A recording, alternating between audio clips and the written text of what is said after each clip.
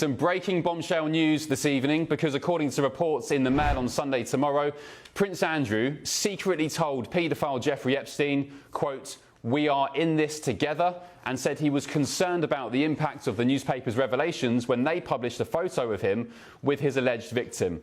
It's also reported the message was sent 12 weeks after the Duke was meant to have ceased contact with Epstein. And I'll say tonight, if this is true, it would be definitive proof that the late Queen's favourite son lied in that infamous BBC Newsnight interview with Emily Maitlis when he claimed he never had any contact with Jeffrey Epstein. Well, I ceased contact with him after I was aware that he was under investigation, and that was later on in 2006. Well, he may be sweating profusely tonight, if that's at all possible, with Prince Andrew, because in a further extraordinary revelation, the messages from 2011 also reportedly read, quote, "Keep in touch and we'll play some more soon." Dear oh dear. So where do the royal family go from here? Is it time to strip the Duke of York of his remaining royal titles? Let's get more now with the editor-at-large of the Mail on Sunday, Charlotte Griffiths. Charlotte, good evening. It was your paper that's breaking this massive world exclusive today in the Mail on Sunday. I'd go further, not just strip him of his titles, Charlotte, send him to the Tower of London, kick him out of Royal Lodge in Great Windsor Park and tell him to do one. Well, I think you're certainly right about the Royal Lodge. I don't know if we could send him to the Great Tower, but the other thing I realised in the report in the Mail on Sunday today, which I'd forgotten about, is that he's still a Knight of the Garter, which is, as we know from his email to Epstein, he writes on the end of his email signature. So that's got to go. He was given that in 2006.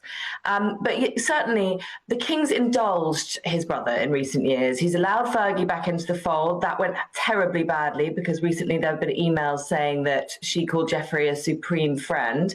Now we've got Andrew telling Epstein, "Let's play together soon." We've got proof, really, this is proof that he lied in Newsnight.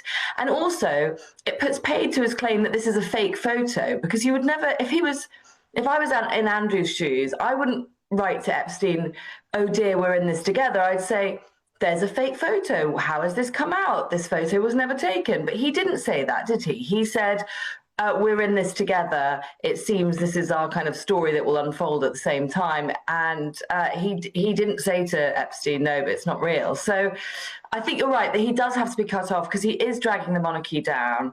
This email exposes so much more than maybe even he will realise at this point, because we all know he puts the blinkers on when he has to. This is so embarrassing, Charlotte, for the monarchy, for the King, for Prince William, the family. Have we heard from Andrew tonight on this? And where does this leave him? Where does it leave the King? There was no comment from Andrew. If I had to predict what was going on behind the scenes, I'd say this leaves the King in a very sticky situation with his son, Prince William, because Prince William is of the opinion that Andrew has to go, has to be cut off. I expect when William eventually becomes king, that's probably one of the first things he'll do. And we know that recently Andrew was allowed to go to the Duchess of Kent's funeral, at which point he barged his way to the front of most of the pictures, tried to speak to Prince William in camera shot, with all the world's cameras in front of him, which was hugely embarrassing to William. And William did everything he could to avoid him. And really, what Charles has to say is this man cannot come to public engagements, even if it is a funeral, like I think these are the clips you're showing now. Even if it is a funeral, he can't be there. He can't be at family Christmas, which I think is going to happen. I think he will be cut off from Christmas. He can't be in Royal Lodge. There's always this excuse Andrew has, which is that he's got the lease on Royal Lodge. But there has to be a way to cut him out of, or to get him out of Royal Lodge, because it's more sort of proof, really, that he's part of the royal fold. And that's exactly what they don't need, because this email is going to be the first of many, I think. So, with regards to King Charles, I mean, Prince William seems... you mentioned that clip there where a few weeks ago, a month ago, when Andrew was trying to talk to William, William did not look impressed at all, pretty much blanking his disgraced uncle. I say fair play to William. First of all, has William played this shrewdly? Has he played this quite well? Could he see maybe what was coming down the track? And secondly, does it put the royal family as a whole, the monarchy, in a difficult position when it comes to how they handle this, because I guess if they do close ranks and try and protect Andrew, again, I'd say in the case of the late Queen's approach, you know, she paid that £12 million fee out of court settlement for Andrew. If they close ranks, I guess they'll be accused of harbouring a disgraced man, let's just call it that. So are they in a bit of a sticky situation with public perception when it comes to how they respond to this? They're in a really sticky situation because Charles doesn't want to cut off his brother, because Charles himself is not very well. We know he's in a very conciliatory mood because he's met with Prince Harry recently. So he wants to do, I suppose, what a brother would do, which is maintain good relations, you know, while he's ill with cancer, essentially. But actually, he has to do what his mother was actually quite good at doing, which is being the head of a firm. And as the head of the firm, this guy's got to go. It's a sackable offence. He's sending these emails to a disgraced paedophile. He's lying on Newsnight. You know, the £12 million that you mentioned just then actually now seems like a complete waste of money because it doesn't exonerate him at all, you know, especially now that he sent this email. So it's a really tricky situation because I think Charles wants to rule with the heart, but has to rule with the head. And that's always a problem for the monarch because, you know, at the end of the day, the firm is the face of the royal family internationally. Yeah, what an embarrassment. What an embarrassment. Charlotte, props to you. Great story for the Mail on Sunday today.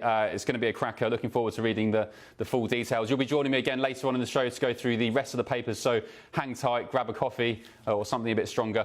Joining me in Washington, D.C. Is my panel, political commentator Hilary Forbich and the Deputy US Editor of the Daily Telegraph, Connor Stringer. Good evening, panel. Hilary, your thoughts, please. This is pretty bombshell for not just Andrew and his future, but I argue the state of the monarchy, the future of the monarchy as well. Yes, absolutely. And I think the rule here is a leopard doesn't change its stripes. When somebody has done something ghastly, it is in character for them to do something ghastly again. It is not surprising that he has lied. He denies it. This is right, but this is in character. This is in character, and that's what we have to look to. And this is something that the monarchy simply cannot tolerate. Yeah, Connor, your thoughts? Absolutely, echo exactly what Hilary said. I mean, goodness me, well, just when you think it can't get any worse, it seems to with Prince Andrew. It's, you know, it's allegation after allegation, email after email. I mean, where do we go from here? Like you say, is it stripping his titles? But the letter of the law is basically that he is becoming an embarrassment to our family and Britain. All right, send him to the Tower of London. Let's speak to former Liberal Democrat Minister Norman Baker. Norman, good evening, good morning. Should he be sent to the Tower of London, Norman? Well, I don't think about the Tower of London, but he should certainly be excommunicated, as it were, from the royal family, because he is an embarrassment to himself, he's an embarrassment to the royal family, he's an embarrassment to Britain. That's the reality of the situation. And he can't be trusted, you can't believe a word this man says. It's not simply the revelation, well done in the Mail on Sunday, by the way, for what they found out. It's not simply that, but go back to that Newsnight interview. He was saying he went to cut off relations with Jeffrey Epstein by going to New York. I mean, that's a lot of nonsense, isn't it? If you want to cut off relations with someone, you simply don't speak to them, or you send them an email saying, go away. You don't go and have 4 or 5 days in a special penthouse flat and with a slap-up meal in your honour. I mean, the whole thing is absolute nonsense. And we know it's nonsense. And what we do know, of course, is Andrew and Fergie have been keeping contact with Epstein after they said they'd broken it off. As late as 2015, I think, by other revelations that have occurred recently.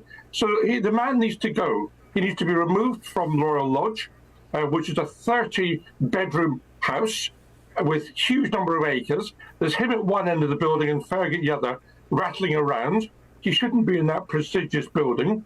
He shouldn't be having the ability to call himself HRH, which he still does. He shouldn't be the member of the Royal Garter. That should be removed as well.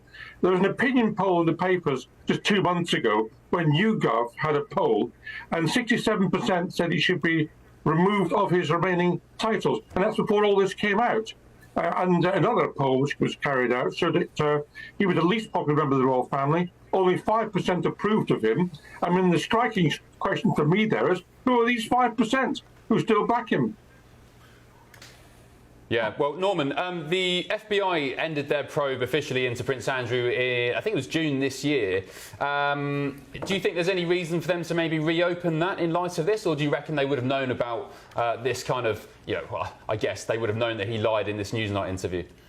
Well, I mean, look, not just the FBI, but what's happened to Scotland Yard, because at the time he's alleged to have committed an offence with Victoria Giuffre, Virginia Giuffre, in this country, that was a time when the official policy of Scotland Yard was to believe people who made allegations, automatically to believe them. That was rightly or wrongly, that was a policy at the time. And yet he was not given the same treatment as, say, Russell Brand was when allegations were made against him.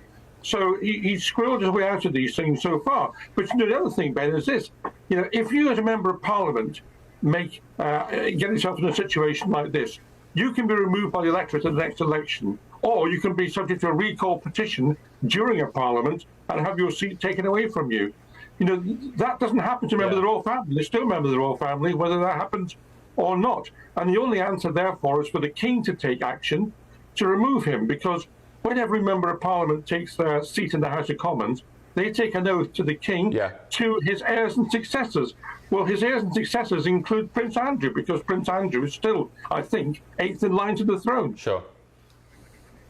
OK, I'm just going to remind viewers what's been breaking tonight. It is bombshell. It's massive in my book. It's a huge story in the Mail on Sunday. So these emails obtained by the Mail on Sunday show that Prince Andrew emailed Jeffrey Epstein these revelations, one from 2011 saying, "Keep in touch and we'll play some more." I don't know what "we'll play some more" means, but I can imagine. Another one says, "We are in this together." This was after the publication of those pictures. So according to the Man on Sunday, it proves definitively that Prince Andrew lied in that infamous interview on Newsnight with Emily Maitlis. Our panel are here now. Hilary Fordwich, Connor Stringer.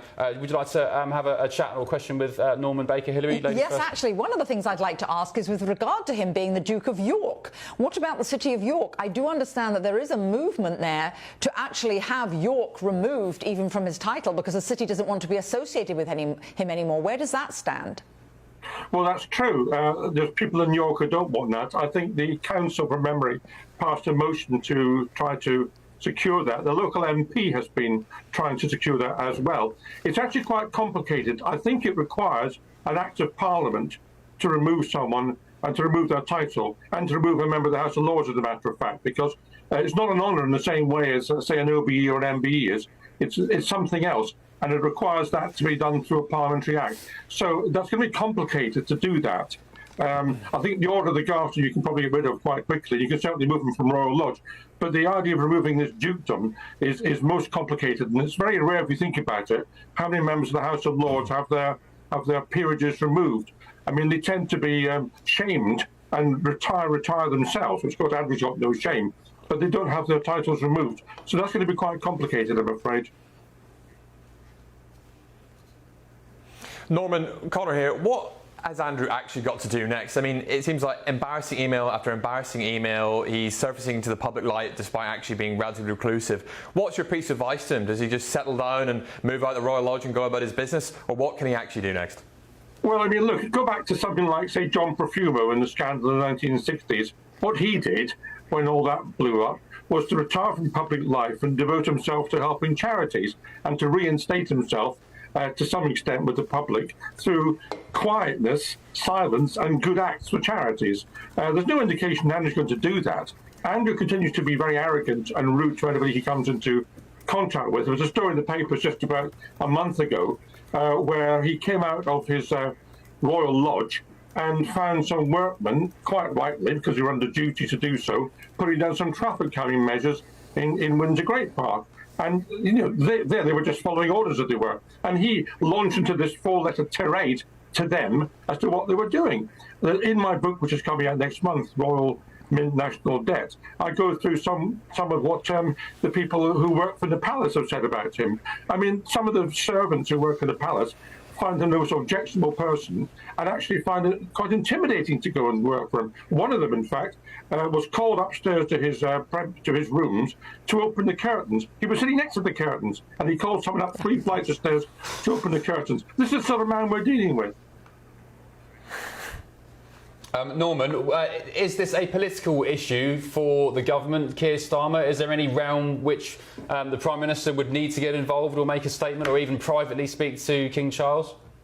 Well, I mean, obviously, going back a very long time, is a tradition whereby the Prime Minister talks to the monarch, generally on a Wednesday every week. And I'm sure that's happening now between the Prime Minister and the King, as it would do with any other Prime Minister or any other monarch.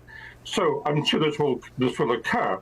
I mean, the Prime Minister will want to keep as far away from this as possible because he doesn't want to get involved in royal matters. But what he might be doing is saying to the King gently, look, it's in your interest to try and do something about this because it's damaging the monarchy quite a big way. So you may offer that advice privately to the King. I would expect him to do so. And you know what? It's also hugely embarrassing for Britain. We had the Mandelson situation here in DC a few weeks ago. He went back to the UK with his tail between his legs. You know, I don't know what's going on there, but it's embarrassing to say the least. That's an understatement. Then you've got Prince Andrew, you know, the late Queen's favourite son. It's just grubby, it's murky, it makes the country look a bit of a mess, actually, to be honest with you. Norman Baker, thank you for your time. Appreciate it. Former Liberal Democrat minister and friend of the channel. Let me just remind you, viewers, if you're tuning in now to this bombshell piece of news from the Mail on Sunday, let's get that Mail on Sunday front page back up.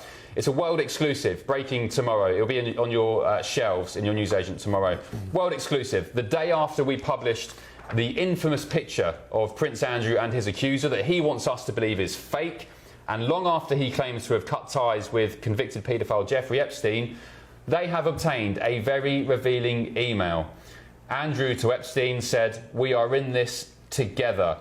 In the astonishing message, Andrew said he was concerned about the impact of the Mail on Sunday's revelations to do with the publication of that picture that they'd have on his friend, but reassured the vile billionaire paedophile that the pair would, quote, rise above press scrutiny. It was sent, and this is key, it was sent to Epstein 12 weeks after Andrew had supposedly ceased all contact with the convicted sex offender. The leaked email, according to the Mail on Sunday, provides definitive proof that the Duke lied in his interview with the BBC's Emily Maitlis on Newsnight when he claims he'd never had any contact with Epstein after the publication, after he was convicted of sex crimes. So there we go. I mean, this is huge for not just Prince Andrew. It's huge for the monarchy. It's huge for King Charles. His response is going to be heavily scrutinised now. GB News, of course, has contacted the Duke of York's team for comment on these allegations breaking tonight, but we're yet to hear back. Prince Andrew's previously denied any wrongdoing. Let me know your thoughts on that. gbnews.com/your say. I can see all the messages flooding in. Yes, Cludy, you've said perhaps the King is reluctant to treat his brother a tad more harshly over this scandal because it's his little brother. And they go on and on. And I have to say, if Harry and Meghan, you know, of course they've behaved treacherously and, you know, sordidly by airing the family's dirty laundry in public, even calling somebody unknown in the royal family racist, just hanging that carrot there with Oprah. They were stripped of their HRH titles, or at least told not to use them. Surely now Prince Andrew should be stripped of his titles, at least.